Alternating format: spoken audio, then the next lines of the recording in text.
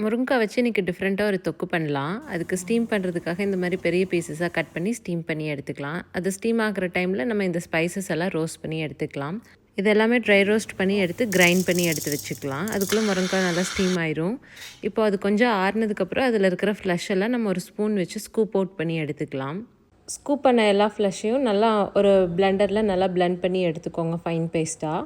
இதை ஒரு சுத்தமான நல்லெண்ணெய் விட்டு தாளிச்சிடலாங்க. கடுகு கருவேப்பிலை போட்டுட்டு நம்ம பிளெண்ட் பண்ணி வச்சுருந்த அந்த பேஸ்ட்டு, அது கூட ஒரு லெமன் சைஸ் புளியை நல்லா திக்காக கரைச்சி எடுத்துக்கோங்க. இதெல்லாம் போட்டுட்டு நம்மளுக்கு காரத்துக்கு தேவையான அளவுக்கு மிளகாத்தூள், நம்ம கிரைண்ட் பண்ணி வச்சுருந்த ஸ்பைசஸ், உப்பு, பெருங்காயத்தூள் இதெல்லாம் போட்டு ஒரு கிளறி விட்டுட்டு நாட்டு சக்கரை ஒரு 2 ஸ்பூனுக்கு ஆட் பண்ணிக்கோங்க. இதை அடி பிடிக்காமல் நல்லா கிளறி விட்டுட்டே இருக்கணும். எண்ணெய் பிரிஞ்சு வந்துச்சுன்னா தொக்கு ரெடிங்க. இதை நீங்கள் இட்லி, தோசை, சப்பாத்தி, சாதம் எதுக்கு வேணாலும் நீங்கள் சாப்பிட்டுக்கலாங்க.